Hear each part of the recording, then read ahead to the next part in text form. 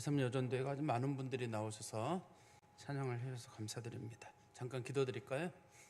하나님 아버지, 저희들을 수요 예배 하나님 앞으로 이끌어 주셔서 참으로 감사합니다. 하나님께서는 하나님 앞에 즐겨 나오는 자들을 사랑하시고 또 주 앞에 힘써 모이는 자들을 주님 기뻐하신 줄 아오니 저희들이 주의 말씀을 들으러 나오는 수고를 하게 하시고 또 주의 말씀을 새기는 수고와 주의 말씀을 지키는 수고를 늘 하는 삶을 살아가도록 저희들의 삶을 예배의 삶으로 이끌어 주시옵소서. 예수 그리스도의 이름으로 기도하옵나이다. 아멘. 제가 내용을 잘못 보내가지고 이게 3절로 된 겁니다. 룻기 3장 1절부터 13절까지 말씀을 통해서 룻과 보아스의 만남 세 번째라고 하는 제목으로 하나님 말씀을 전해드리겠습니다. 제가 오래간만에 전하기 때문에요, 두 줄을 건너뛰어서 다시 앞부분의 내용을 조금 다시 정리를 해드리고 그리고 오늘 말씀을 좀 전하도록 하겠습니다.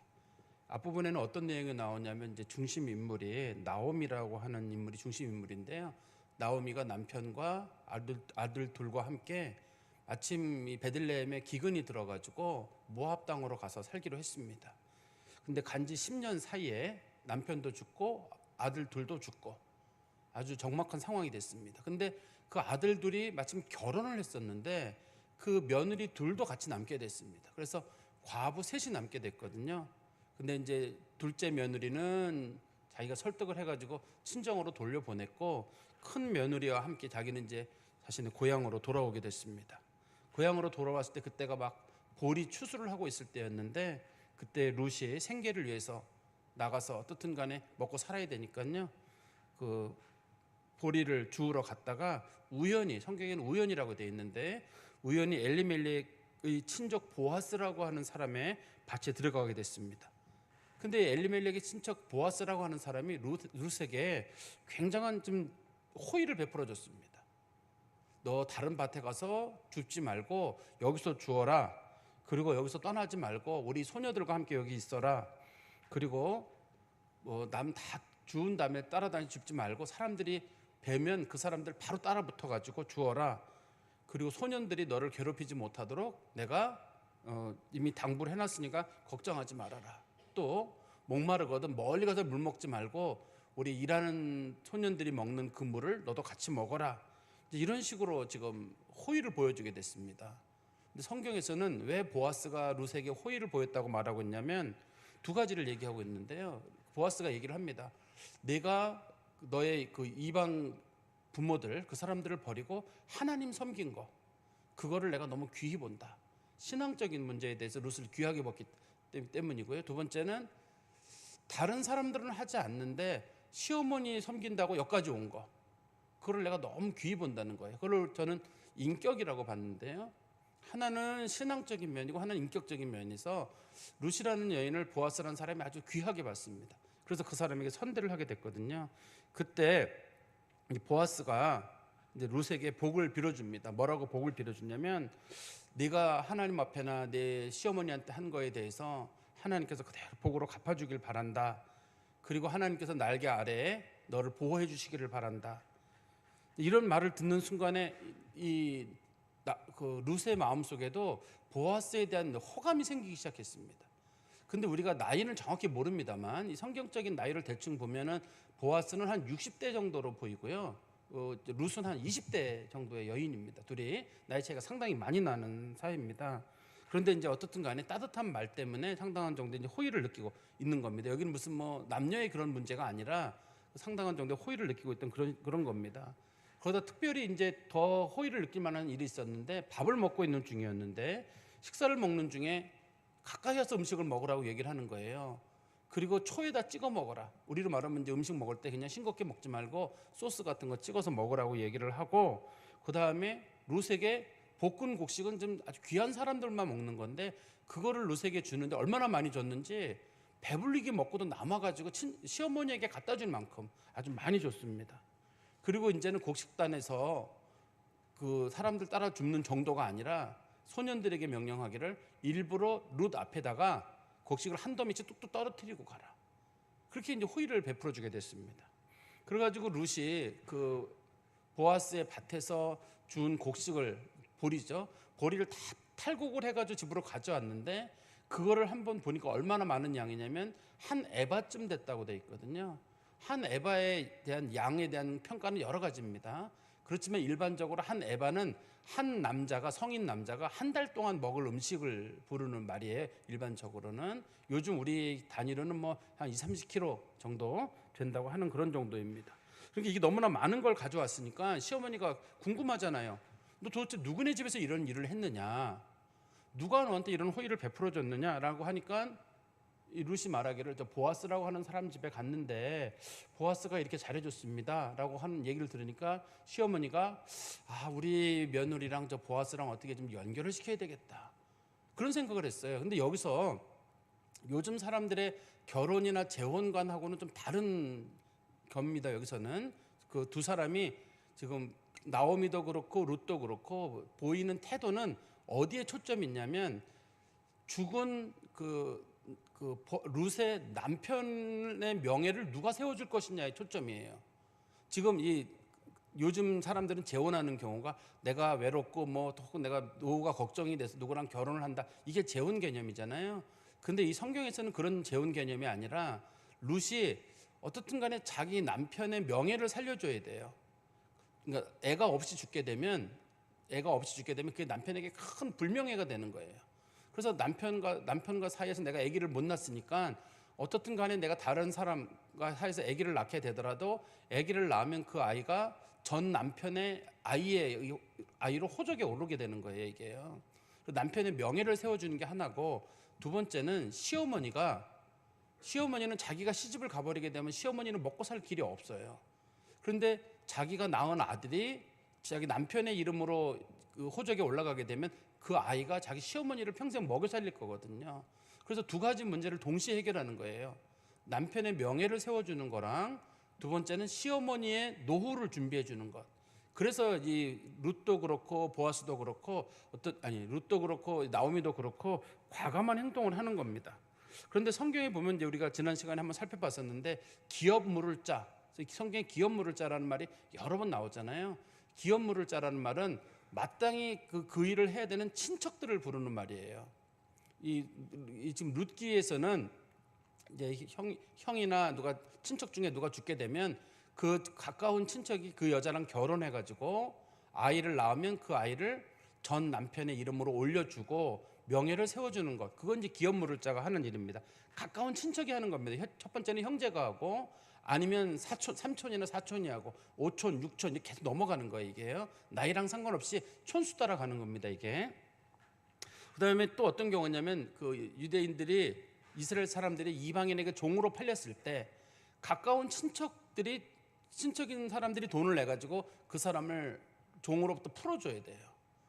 그리고 또 토지를 샀다가 토지를 이방인에게 빼앗긴 경우, 팔린 경우는 돈을 주고 그 토지를 사가지고 자기 원래 그 친족에게 돌려줘야 돼요. 그러니까 이 기업 물을 자는 누구도 안 하려 그래요. 너무 큰 돈이 들어가는 거예요. 보세요. 그 여자랑 결혼했어요.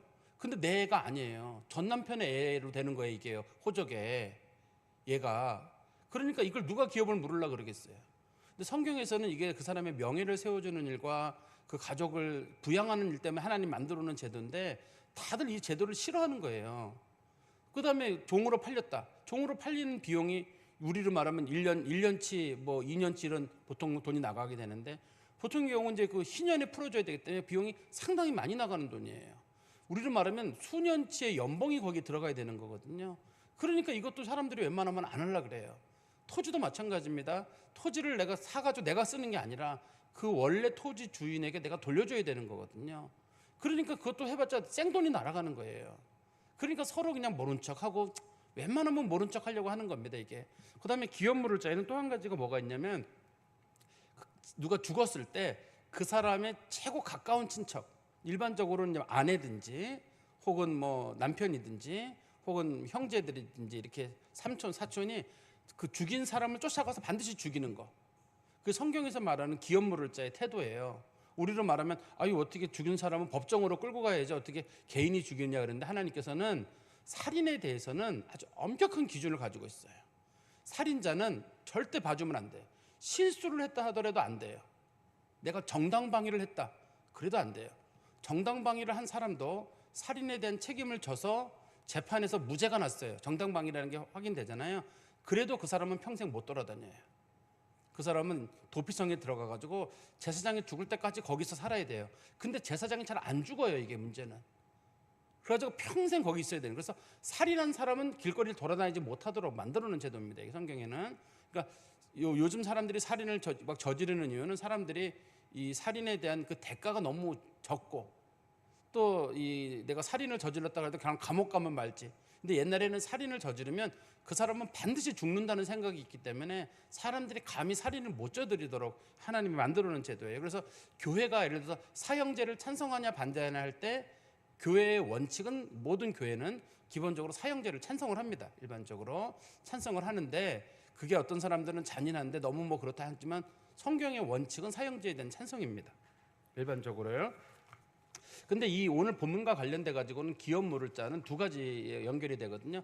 하나는 이제 형이 죽었을 때 그 가족들 중에 누군가가 그 여자랑 결혼해 가지고 그 아이를 낳아서 그 원래 사람의 이름에 올려주는 거, 그게 하나가 있고, 두 번째는 지금 이 집이 토지도 있는데 토지도 지금 없는 상황이 됐거든요. 토지도 없는 상황이기 때문에 그 토지도 찾아가지고 토지도 돌려주는 거예요. 그러니까 이걸 누가 하려고 그러겠어요. 지금 한 가지만 관련이 되면 누구라도 할 일인데 이게 여러 사람이 관련이 돼 있으니까 서로 이걸 아무도 안 하는 거예요. 원칙적으로는 이 그 나오미 가족이 돌아왔을 때 그 기업 물을 자들이 와가지고 순서대로 도와줘야 되거든요. 저절로. 근데 지금까지 아무도 안 도와주고 있는 거잖아요. 아무도 안 도와주는 이유는 누구도 도와줄 마음이 없는 겁니다. 너무 큰 손해가 가고 있기 때문이죠. 근데 이제 이런 상황을 듣고 나서 나오미가 생각하기를 어떻든 룻이랑 보아스랑 뭐가 될 것 같은 거예요. 보아스가 보이는 태도가 그냥 단순하게 잘해주는 정도가 아니라 자기 며느리에게 상당한 여자로서의 호감을 보이고 있는 거로 이제 보여져가지고 며느리에게 얘기를 합니다. 남자 만나지 마라. 조심해라. 어디 가서 남자들하고 절대 어울리지 말고 그거 실수하게 되면 이 보아스가 너한테 보였던 그 마음이 사라지게 돼가지고 결과적으로 우리가 계획했던 게 다 무너지니까 절대 남자 만나지 마라. 이렇게 얘기를 하는 거거든요. 이제 오늘 본문에서는 어떤 내용이 나오냐면 시어머니가 며느리를 시집 보내기로 마음을 결심을 한 거예요. 우리 며느리를 재혼시켜야 되겠다. 재혼시키기는 재혼을 시켜야 되는데 이게 재혼시키는데 쉽지가 않아요. 기업 물을 자가 중간에 또 있거든요.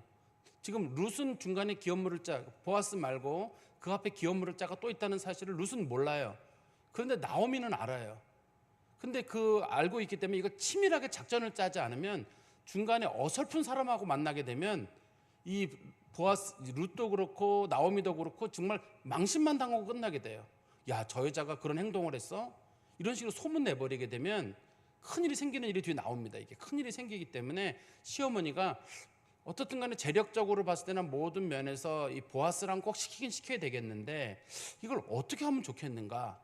그런데 여기에 초점은요. 일단 초점은 재혼시켜서 며느리가 잘 살게 하느냐, 거기에만 초점이 있지 않습니다. 시어머니의 의도는 그거예요. 시어머니는 어떻든 며느리가 잘 살길 바라는 게 시어머니의 의도고, 며느리가 그러면 시어머니 말을 따라가지고 제가 재혼을 하겠습니다라고 약속을 하거든요. 시어머니한테. 며느리가 약속하는 이유는 뭐냐면 내가 죽은 내 남편 명예를 살리고, 두 번째는 어머니가 평생 먹고 사는데 어려움이 없도록 하는 일이라면 제가 희생하겠습니다. 이렇게 하는 겁니다. 이게 본문의 말씀이. 우리 한번 성경 말씀 보시죠. 지금 제가 많이 설명드렸는데요. 3장 1절에 보시면 룻의 시어머니 나오미가 그에게 이르되 내 딸아 내가 너를 위하여 안식할 곳을 구하여 너를 복되게 하여 하지 않겠느냐. 이 말은 시어머니가 이렇게 얘기하는 거예요. 이제 너 결혼해야 되지 않겠느냐. 내가 봤을 때 너도 가정을 차리고 재혼해야 되지 않겠느냐라고 이제 시어머니가 며느리가 얘기를 하는 거예요. 어떻든 안정된 삶을 살아라.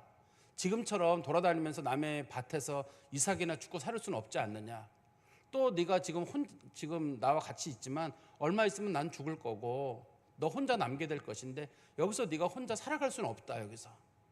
그러니 시어머니가 할 수 있는 방법은 어떻든 간에 며느리가 재혼할 수 있도록 며느리에게 이 배려를 해야 되는 게 시어머니의 마음이기 때문에 시어머니가 그걸 성경에 뭐라고 표현했냐면 내가 너를 위하여 안식할 곳을 구하여 너를 복되게 하여 하지 않겠느냐.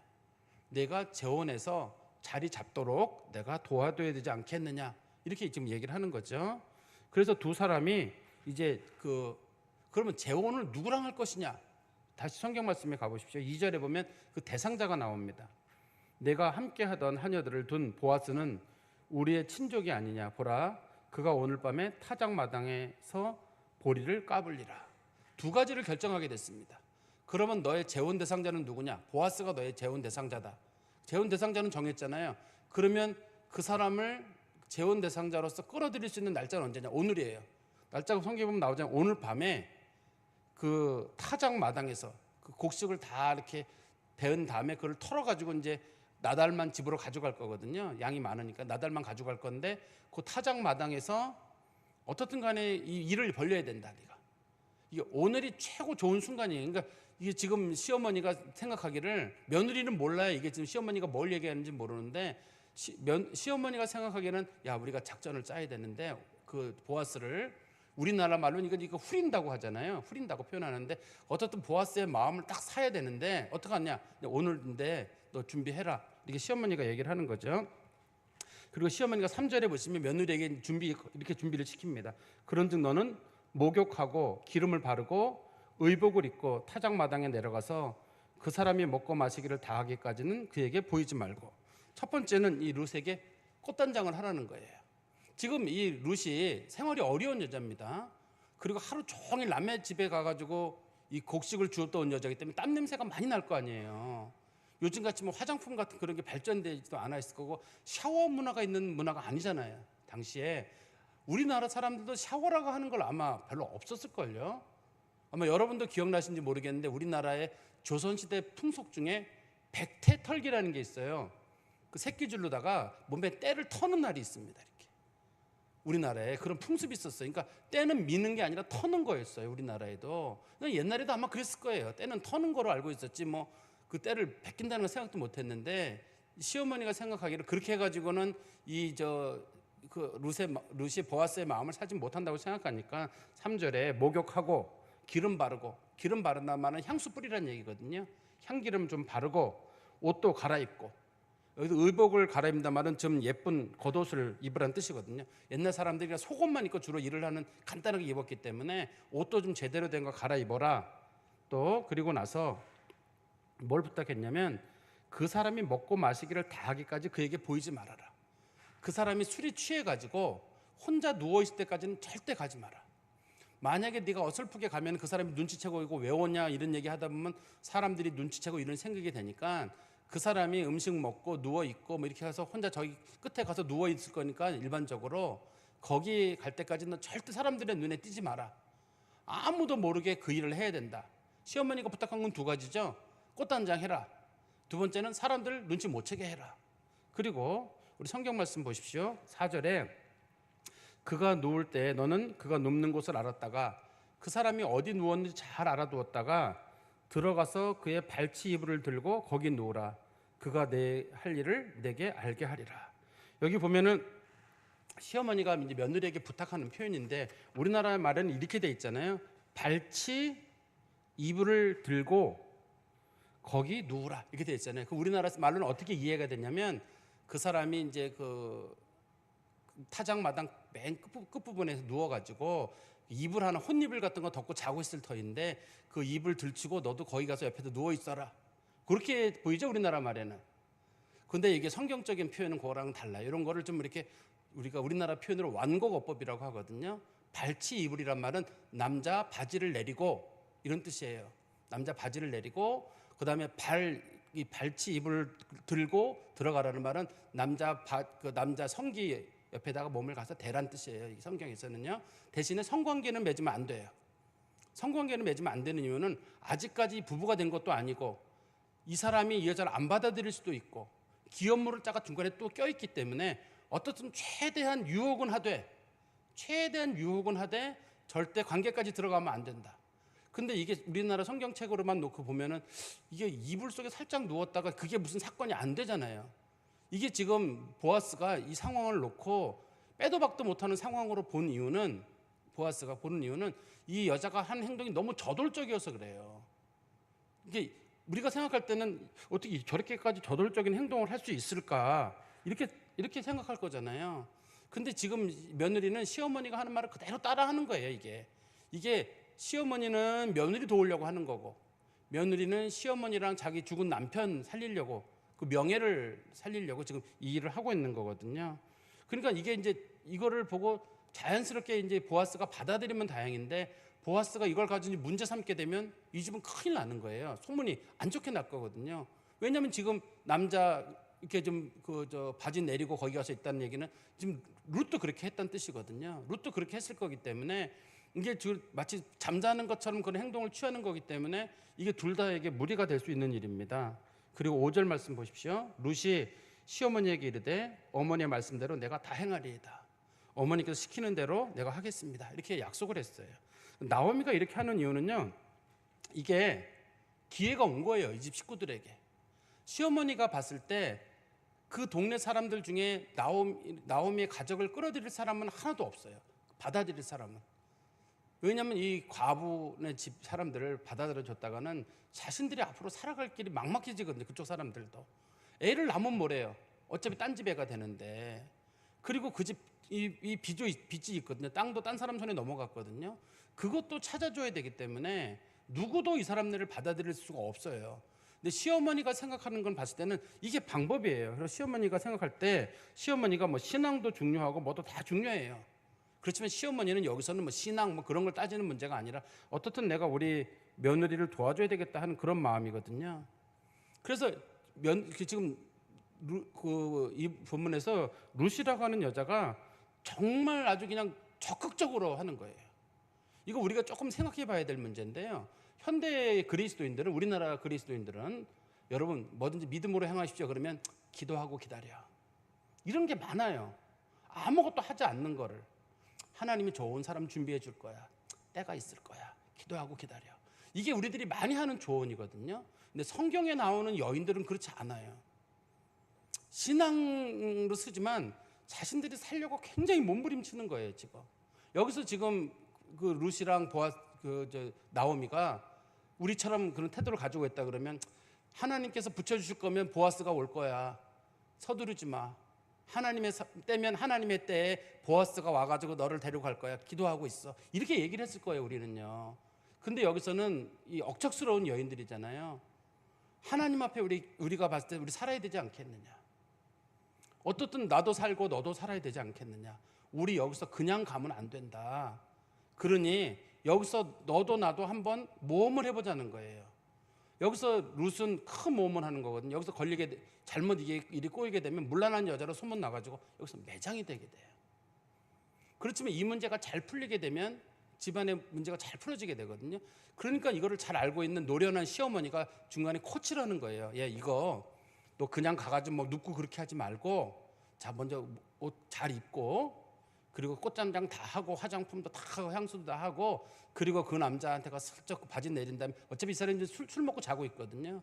술 먹고 자고 있을 거니까 가서 이렇게 해가지고 딱 누워 있고, 그 사람 꼼짝 못하게 너 해야 된다, 너 그거 꼭 할 수 있겠냐, 어머니 제가 할게요, 걱정하지 마세요. 그래서 시어머니랑 며느리가 합의를 본 거예요. 지금 이거를 나쁘게 볼 수도 없는 게 시어머니도 이게 도움이 된다고 본 거고 며느리도 도움이 된다고 본 거예요. 그래서 제가 이 말씀을 제가 준비하면서 제가 이렇게 여기다 기록을 해놨어요. 우리 현대 그리스도인들이 조금 태도를 바꿀 필요가 있어요. 지금 우리가 결혼이 이제 잘 안 되는 경우가 있는데 젊은이들이 누굴 만날 사람이 없다고 하거든요. 근데 사실은 옛날에 없던 결혼 앱 같은 것도 있어가지고 사람 만나려면 얼마든지 만날 수 있고, 누가 소개하려면 소개할 수도 있고 찾아볼 수도 있을 텐데, 우리는 지금 어떻게 되겠지 뭐, 애들은 나이는 먹어가고 이러다가 우리가 시월을 보내는 것 같아요. 누구네 애는 잘 됐다는데 우리도 때가 되면 되겠지 이러는데, 저도 관연한 애들이 있습니다. 이제 이런 상황에서 제가 보면서 이거 우리는 어떻게 아이들에게 얘기를 해야 될까, 얘들아 좋은 사람이 있겠지 뭐, 때가 되면 될 거, 이렇게 얘기를 할 것인지 방법을 찾아봐라. 좋은 사람 있으면 만나고 방법을 찾아봐. 네가 이런저런 방법을 찾아봐. 하나님께서는 찾고 두드리는 사람 도와준다고 말하고 있지, 가만히 서 있는 사람 도와주는 거 아니다. 찾아라, 두드려라, 그 다음에 하나님 열어주신다. 이렇게 우리가 성경적인 조언을 하는 거예요. 이거 믿음하고, 현대인들이 생각할 때는 이게 믿음하고 상반된다고 생각하는 거예요. 현대인들은 기도하고 가만히 있어, 하나님 도우셔, 이게 우리가 기도할 때 많이들 성도들에게 조언하는 얘기란 말이에요. 근데 성경은 전혀 다르잖아요. 지금 룻도 그렇고 그다음에 나오미도 그렇고 정말 이게 이 시대에 이게 엄청나게 조심스럽고 잘못하면은 자신들의 인생이 뭐 걸리는 일이거든요. 근데 자기네 먹고 살아야 되잖아요. 이 문제를 풀어야 되는 거예요.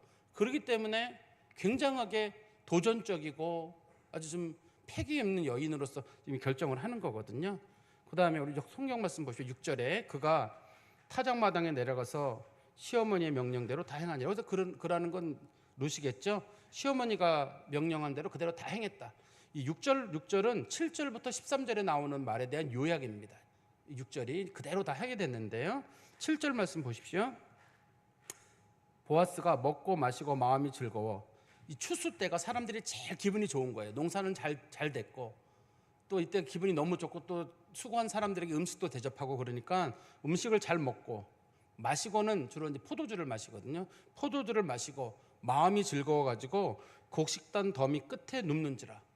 왜 곡식단 끝에 누웠는지에 대해서도 사람들이 논의를 하는데요.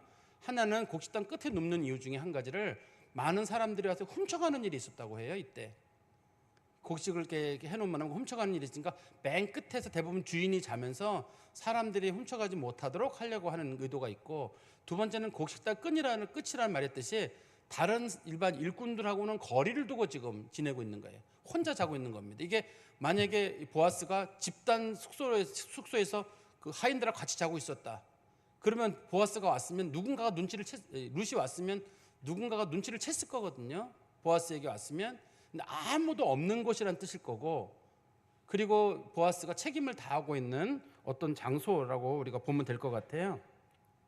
그리고 다시 성경 말씀 보시면 룻이 7절 중간입니다. 룻이 가만히 가서 그의 발치 이불을 들고 거기 누웠더라. 제가 아까 말씀드렸죠. 발치 이불이란 말은 남자의 바지를 내리고 그리고 남자 성기 옆에 누웠다, 이런 뜻입니다. 성경 표현이요. 그리고 8절입니다. 밤중에 그가 놀라 몸을 돌이켜 본즉 한 여인이 자기 발치에 누웠는지라. 여기서 발이란 말은 남자 성기란 뜻입니다. 이 성경에서 발이란 말이, 또 우리가 발을 가린다 그런 뜻은 화장실에 갔다는 뜻이고, 성경에서 발을 가린다는 말은 변을 본다는 뜻이고, 발치라는 말의 뜻은 남자 성기를 부르는 성경적인 완곡어법입니다. 이게 성경에 나타나는. 근데 자다가 일어나 보니까 한 여자가 누워 있는 거예요. 밤이라 얼굴은 안 보여요. 지금처럼 뭐 불이 없을 때니까 아무것도 안 보이는데 분명히 냄새나 옷이나 뭐 살결이나 이런 거 봤을 때는 분명히 여자잖아요.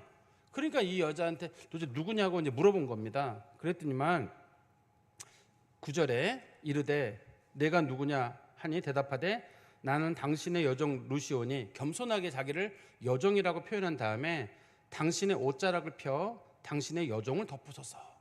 옷자락을 펴서 여종을 덮으소서란 말의 뜻이 결혼해 주세요라는 말의 성경 뜻이에요. 우리 성경 말씀에 보시면 똑같은 구절이 있습니다. 에스겔서 16장 8절 말씀 보세요. 에스겔서 16장 8절에 보시면 하나님께서 이스라엘 백성들이 하나님을 배신했을 때 쓴 말이거든요. 내가 내 곁으로 지나며 보니 내 때가 사랑할 만한 때라. 결혼 정령기란 뜻입니다. 내 옷으로 너를 덮어 벌거벗은 것을 가리고, 내 옷으로 너를 덮어 벌거벗은 것을 가렸단 말은 내가 너와 결혼하여서 너의 수치를 가려주고 너희가 살 수 있도록 도와줬다, 그런 뜻이거든요. 내게 맹세하고 언약하여 너를 내게 속하게 하였느니라. 내 옷으로 너를 덮었다라는 말의 뜻은 너와 결혼하였다. 하나님께서 이스라엘 백성들하고 결혼했는데 이스라엘 백성들이 우상을 섬긴 것은 그게 하나님 앞에 간음한 일이다라는 걸 설명하는 게 에스겔서 16장 말이 뜻이거든요. 그래서 당신의 옷자락으로 당신을 덮으소서라는 말의 뜻은 그 룻이 말을 돌려서 얘기하는 거예요. 저와 결혼해 주세요, 이렇게 부탁을 하는 겁니다. 그런데 결혼은 쉽게 이루어질 수가 없어요. 엄밀하게는 중간에 다른 사람이 껴있거든요. 그런데 룻이 그 사람하고 결혼하려고 하는 이유를 거기 설명하고 있습니다. 왜 결혼을 하려고 하는지를. 우리 한번 9절 보십시오. 이는 9절 끝에 당신이 기업 물을 자가 됨이니이다. 이 여자가 하는 말이 제가 당신을 좋아하고 당신을 사랑하고 그래서 결혼해 주세요가 아니라 당신이 기업 물을 자이기 때문에. 기업 물을 자란 말의 뜻은 기업을 물으면 당신과 나 사이에서 아이를 낳게 되면 그 아이가 내 남편의 대를 이어줄 것이고 내 시어머니를 복양할 것이고 당신이 우리 집 우리가 잃었던 토지를 당신이 사줄 것이고 그런 사람이기 때문에 제가 당신과 결혼하려고 합니다. 그런 뜻입니다. 지금 결혼하려고 하는 목적이 무슨 뭐 성적인 그런 거나 무슨 뭐 그런 외로움이나 그런 게 아니라 당신으로 인해서 내 남편이 죽은 남편이나 내 시어머니나 이 모든 문제가 회복될 수 있다고 생각하기 때문에 제가 당신과 결혼하려고 하는 겁니다 라고 얘기를 하는 거죠. 10절입니다. 그가 이르되 내 딸아. 내 딸아라고 부르는 말은 뭐 자기 딸은 아니에요. 그렇지만 용어를 쓰는 말은 젊은 아가씨라고 부르는 말이에요. 이봐 젊은 아가씨, 젊은 처자 이렇게 이 젊은 딸이라는 말을 쓰는 이유는 보아스가 나이가 얼만큼 많았는지를 우리가 짐작할 수 있고 또 룻이 얼마나 나이가 어렸는지를 우리가 짐작할 수 있어요. 그 보아스가 봤을 때 보아스는 결혼도 안 하고 자녀가 없습니다. 성경에서는 특별한 경우예요. 이 나이는 많았는데 이 사람이 상당히 부유한 사람인데 왜 결혼을 안 했고 왜 자녀가 없는지 부인도 없는지는 모르겠어요. 성경에는 언급이 없어요. 만약에 부인이 있었거나 자녀가 있었으면 이 문제가 해결이 안 됩니다. 왜냐하면 아내 있는 남자 바지 내려고 옆에 가가지고 이 여자가 누워있다 그러면 사람들이 이 여자 이 뭐 하는 짓이 이럴 거 아니에요. 근데 어쨌든 보아스가 총각이에요. 나이 많은 총각입니다. 나이 많은 총각이고 자녀가 없어요. 자녀가 있었으면 또 재산 분배 문제 때문에 문제가 생기거든요.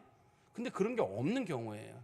그래서 나오미가 이 사람을 고른 이유도 보아스를 고른 이유도 그것 때문이고 며느리에게 저돌적으로 한번 가서 부딪혀봐라 라고 말한 이유도 그런 것 때문이에요. 결혼도 하지 않은 데다가 자녀가 없는 그런 사람이기 때문에 그렇습니다. 그리고 다시 10절에 가보시면 그가 이르되 내 딸아 여호와께서 내게 복을 주시기를 원하노라. 내가 가난하건 부하건 젊은 자를 따르지 아니하였으니 내가 베푼 인애가 처음보다 나중이 더하도다. 젊은 사람을 따르지 않았다는 말을 하는 이유는 옛날에는 결혼 방식이 무조건 동갑이랑 결혼하는 거예요. 나이가 비슷한 사람이랑. 요즘 사람들은 돈 많은 사람하고 나이 든 사람하고 결혼하는 일이 있잖아요. 당시에는 그런 일은 없었다는 뜻이에요. 결혼은 다 비슷한 또래끼리 했어요. 왜냐하면 노년에 서로 의지하고 살아야 되기 때문에 그 성경에서는 특히 나이 든 사람하고 결혼하는 거는 상시 흉이고 지금 나이 든 사람이 젊은 여자를 택하는 거 욥기에 보면은 그거는 큰 죄라고 돼 있어요. 나이 든 사람이 젊은 여자를 취하는 거를 죄라고 했기 때문에 지금같이 나이 차이 나는 결혼이 요즘은 많이 있잖아요. 옛날에는 이게 없어요. 다 비슷한 사람하고 결혼하는데 여기 보면 부자든 가난한 사람이든 가난한 사람도 부자도 돈 때문에 결혼하는 일은 없고 다 젊은 사람하고 결혼하는 게 당시의 문화였다 이런 뜻입니다. 그런데 내가 왜 나이 든 나를 골랐느냐? 네가 나이 든 나를 고른 이유는 뭐 때문이냐면 내가 베푼 인애가 처음보다 나중이 더하기 때문이다라고 얘기를 했어요. 처음에 베푼 인애라는 건 뭐냐면 그가 그 2장 11절에 보면 시어머니 때문에 이 동네로 들어왔거든요. 시어머니 때문에 이 동네로 들어왔는데 지금도 네가 하는 행동을 보니 너 시어머니 먹여 살리려고 네가 하는 거구나 이렇게 받아들이는 뜻이에요. 그래서 이 본문에서는 인애라는 말의 뜻이 효성이라는 뜻이에요. 효도라는 뜻이에요. 내가 시어머니에게 베푼 그 효성이 처음보다 지금이 더하구나. 네가 시어머니 섬기려고 이렇게 하는 건지 내가 알겠다 이런 뜻입니다. 그러니까 자기 좋아서 이렇게 하는 게 아니라 시어머니 어떻든 간에 노후를 책임지려고 하는 것으로 받아들이겠다는 뜻입니다. 이 말이 다시 보세요. 내가 베푼 인애가 처음보다 나중이 더하도다. 처음이라는 말은 어떻든 시어머니 따라올 때 어머니 가는 곳에 내가 가고 어머니 하나님이 나의 하나님이 되고 어머니가 묻히는 것 저도 묻히겠습니다라고 하고 왔거든요. 근데 그것보다 지금 이 결단이 너무 어렵다는 결정이에요. 당시에는 이렇게 나이 차이 나는 결혼은 어떤 여자도 선택하지 않았다는 뜻이에요. 근데 룻이 이렇게 무리한 선택, 한 성경 정확한 모릅니다만 성경적인 나이만 봤자는 한 40년 이상 나이 차이가 나 보이는데 이런 무리한 결정을 하는 이유는 시어머니 생각했구나, 효성이 그거였구나라는 걸 지금 보아스가 얘기를 하는 거죠. 11절입니다. 그리고 이제 내 딸아 두려워하지 말라. 내가 내 말대로 내게 다 행하리라. 두려워하지 말라는 말은 소문 날까 봐 걱정하지 마라. 물러난 여자로 볼 거라 봐 걱정하지 마라. 네가 원하는 대로 네가 결혼하자고 했으니까 내가 그래 그러면 기업 물을 자가 되어서 너와 결혼해 주겠다. 그리고 내가 현숙한 여자인 줄을 나의 성읍 백성이 다 아느니라. 너가 이렇게 네 스스로 할 여자가 아니라는 거 다 알고 있다. 이거 네가 시어머니 때문에 이렇게 코치 받아가지고 여기서 이런 행동하는 거 내가 다 알고 있다. 소문 내지 않고 내가 일을 처리할 테니까 걱정하지 마라. 이렇게 얘기를 하는 거죠. 그리고 12절입니다. 참으로 나는 기업을 물을 자이나 내가 기업 물을 자인 건 맞지만 기업 물을 자로서 나보다 더 가까운 사람이 있다. 그런데 내가 기업 물을 순위 1순위가 아니에요. 그런데 이 사람이 지금 보아스가 내가 하겠다. 그러면 1순위에 있는 사람이 갑자기 시비를 걸 수 있어요. 자기는 안 했거든요. 지금까지는. 원래 지금까지 했었어야 되는데 안 했는데도 그 사람이 시비를 걸어가지고 보아스가 그랬어. 보아스가 뺏어갔어라고 해버리면 보아스가 갑자기 좋은 일하고도 욕을 먹는 일이 되거든요. 그래서 보아스가 이거를 법적인 절차를 밟게 됩니다. 서서히 법적인 절차를 밟아서 하기 위해서 자기보다 앞에 사람이 있다는 걸 알려줍니다. 이거는 원래 보아스가 룻을 취하는 거 아닙니다. 원칙적으로 보아스는 이 책임이 없어요. 원칙적으로는 그 앞에 중간에 책임자가 따로 있는데 보아스가 자기가 책임을 주겠다고 얘기한 거죠. 13절입니다. 이 밤에 여기서 머무르라.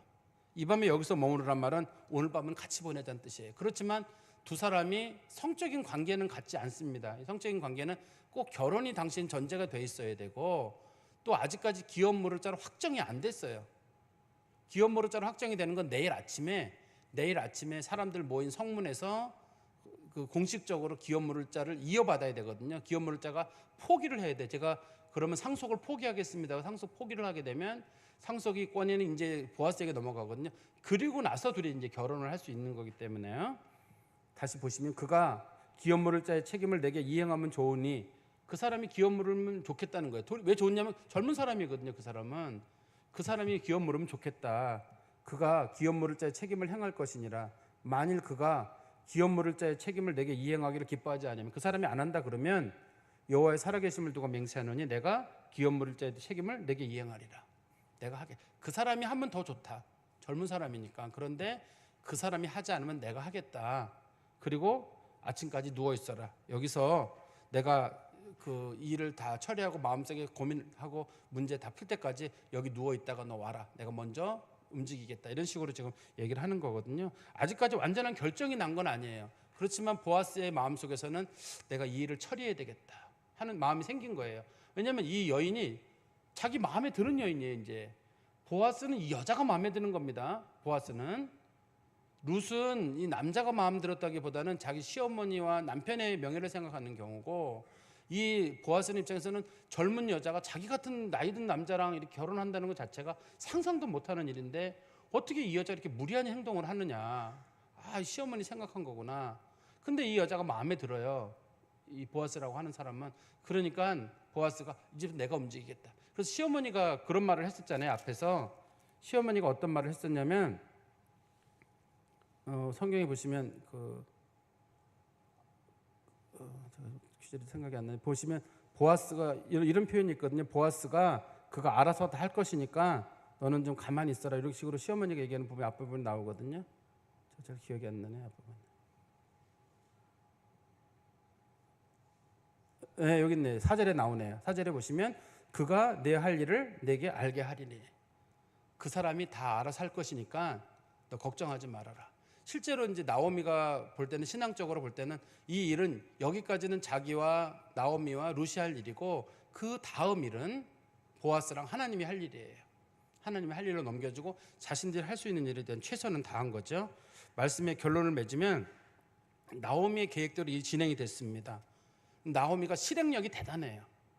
자기 며느리 설득하고 뭐 해가지고 막 둘이서 시어머니랑 며느리가 남자 하나 만나려고 막 이렇게 하는 모습이 참 성경을 보면서도 야 둘이 어떤 마음이었을까 제가 한번 생각은 해봐요. 며느리 시집 보내는 시어머니의 마음인데 굉장히 민첩한 사람입니다. 왜냐하면 이 일을 얼마 뒤로 미루는 게 아니라 오늘 밤으로 딱 날짜를 정했거든요. 오늘 밤이다. 시간도 없다. 오늘 밤이다. 왜냐하면 보리 베는 날이 끝나기 투수한 날은 보리 베는 날이 끝나는 거잖아요. 그리고 나중에 다시 밀 베는 때까지 한 달 시간이 또 기다려야 되거든요. 또 기회가 안 올지 몰라요. 그러니까 오늘 여기서 뭔가 끝을 내야 돼요. 끝을 내야 되니까 시어머니가 오늘 해서 이게 좀 이런 일을 하는 거죠. 근데 나오미랑 이 룻이라는 여자를 잘 생각해 보세요. 그동안 하는 일마다 다 안 됐어요. 베들레헴에 살다가 하도 살기 힘들어가지고 모압으로 갔거든요. 모압에 가가지고 남편 죽었어요. 그리고 또 아들들이 결혼했다고 좋아했는데 아들 둘까지 죽었어요. 하는 일마다 다 안 되면 보통 사람들은 이 정도면 인생 원망해요. 우리는 안 돼. 하나님은 나한테는 관심 없어. 그리고 자포자기하기 쉽거든요. 근데 그렇지 않잖아요, 이 사람이요. 보통의 경우는 자포자기하기 쉽고 이 룻이라고 하는 여자도 포기하기 쉬워요. 내 남편 죽고 뭐 내가 이제 뭐해 여기서 이럴 수가 있는데 두 사람이 상당한 정도의 생활력이랑 의지를 가진 사람들이에요. 믿음도 좋은 사람들인데 상당한 정도의 결단을 한 사람들이에요. 저는 이 성경에서 이 룻이라는 여자를 높이 평가하고 있는 이유는 이 룻의 그 보아스랑 결혼하는 일이 라합이 정탐꾼 살려준 것만큼 큰 결단이에요. 이게 우리가 라합이 정탐꾼 살려주는 건 잘못 걸리게 되면 자기네 집안이 그 좀 몰살을 당할 수 있는데 그런데도 불구하고 이스라엘 정탐꾼으로 살려주고 나서 결국 라합이 그 유다 지파에 들어와 가지고 믿음의 가문으로 들어오잖아요. 그런 역사가 있는데 라합의 결단이 굉장한 겁니다. 그게 민족을 배신하는 사건이고 여리고가 멸망하도록 중심적인 역할을 한 사람이 라합이거든요. 그런 역할을 했는데 그렇지만 어떻든 간에 자기 가문을 살리겠다고 하는 그런 의지를 가지고 살려냅니다. 그리고 하나님의 백성들을 도와주겠다는 그런 믿음이 있었기 때문에 라합이 그런 일을 했는데 여기 지금 그 롯도 마찬가지예요. 롯도 그 사람하고 결혼하는 거 이거 어려운 결정입니다. 그러나 어떻든 자기가 유다 지파에 들어와서 자기 남편의 대를 이을 수 있도록 유다 지파의 대를 잇겠다는 일을 자기가 결심을 하는 거예요. 그리고 그 자기 시어머니를 도와주겠다는 그런 결심을 하는데 성경에서는 그걸 믿음의 결단으로 보는 겁니다. 그렇기 때문에 우리 마태복음 1장에 보면 예수님 족보가 나오잖아요. 거기에 롯의 이름이 딱 못이 박혀 있는 이유는 그것 때문이에요. 아무리 유대인들의 위대한 여자들이 있었어도 이만한 믿음을 가진 사람이 없다고 우리가 보기 때문이죠. 그리고 이 성경에 보면서 또 한 가지 우리 깨닫게 것 중에 한 가지는 제가 아까도 말씀드렸었는데 우리가 믿음에 대한 태도를 조금 좀 바꿀 필요가 있어요. 우리는 믿음하면 늘 그냥 기도하고 하나님의 때가 온다. 기다려라. 우리가 마치 강아지들 길들일 때 기다려 하고 이렇게 간식 하나 주고 기다려 이런 식으로 자꾸 하는 것처럼 마치 믿음을 그렇게 받아들이는 것 같아요. 믿음이라고 하는 건 이 성경에 보면은 하나님이 은혜를 베푸실 줄 알고 정말 자신들이 하는 일에 대해서 최선을 다하는 거예요. 결과는 하나님께 맡기는 거예요. 아무것도 하지 않는 게 아니라 최선을 다하는 거예요. 자신이 맡겨진 분야에 있어서. 여기서도 지금 이 룻이 한 행동은 당시에 그 태도상 안 맞는 행동입니다. 그렇지만 살아야 되잖아요. 자기네도 먹고 살아야 되고 시어머니도 살아야 되고 남편의 명예도 지켜야 되고. 그런데 이방에서 온 여자가 할 수 있는 게 뭐 있어요, 이거는. 근데 시어머니가 말씀하시니까 한번 해볼게요, 어머니 하고 이런 결정을 내리잖아요. 혹시 우리 교회 젊은 분들 중에 자녀들에게도 또 이 잔소리가 되니까 우리가 들어봤자 아무 소용도 없는데 사실은요. 근데 이 자녀들한테 우리가 해야 되는 것 중에 한 가지도 그 부분인 것 같아요. 방법을 찾아라. 계속 움직이고 방법을 찾아라. 그냥 있지 말아라. 하나님 그냥 있는 사람 도우는 거 아니다. 하나님 부지런히 찾고 두드리는 사람들, 기도하는 사람들, 그런 사람들에게 하나님이 역사하신다. 너희들이 직장을 구할 때도 여기저기 찾아봐라.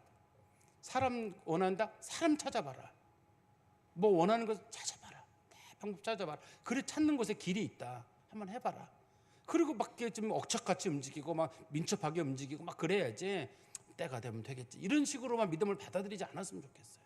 그리고 우리가 믿음에 조언할 때에도 잘 될 거야. 걱정하지 마. 뭐 그냥 기다려. 이렇게만 하지 마시고 또 한번 노력해라. 이번에 안 되면 다음에 하면 되는 거고 또 한번 해봐라. 다른 방법을 찾아봐라. 그럼 제가 이 룻이랑 그 나오미의 모습을 보면서 억척스러운 사람들이다. 이 보통의 사람들이라면 이 정도면 낭망했을 거예요. 왜냐하면 가족들 중에 3명이 죽은 사건이 있는 이 집들은 마음에 큰 상함이 있는 사람들이거든요. 웬만하면 포기했을 거예요. 그냥 자포자기하면서 하나님은 우리 집엔 관심이 없어. 하나님은 우리 집을 저주의 집안으로 두셨기 때문에 우리 집은 희망이 없어. 그럴 텐데 이 사람들이 복을 자기네 방향으로 끌고 오잖아요. 복을 끌고 옵니다. 마침 이 복을 누구도 실제로 누리게 되는 거냐면 보아스도 복을 받는 거예요. 보아스도 그냥 늙어가다가 룻 만나가지고 믿음의 조상이 되는 거예요. 다윗의 증조할아버지가 되는 거죠. 믿음의 조상으로서 역할을 하게 되는 거거든요. 결과적으로 제일 큰 복을 받은 사람은 보아스예요. 보아스가 제일 큰 복을 받게 됐고, 그 다음에 룻이고, 그 다음에 나오미예요. 하나님의 은혜가 우리 신앙에 대한 태도를 좀 적극적인 태도로 가지시기를 간절히 소망합니다. 기도하겠습니다. 하나님 아버지, 주님 은혜 감사합니다. 오늘 저희들이 말씀을 보면서 참 누구라도 절망할 상황에서도 절망하지 않고 하나님 생각하고 또 부모님 생각해서 좀 믿음의 결단을 내린 룻의 신앙을 저희들이 살펴봤습니다. 하나님 아버지, 요즘 저희들이 많이 나약해져 있고 또 웬만하면 물러나려고만 하고 적극적인 마음이 많이 사라진 시대를 살아가고 있습니다.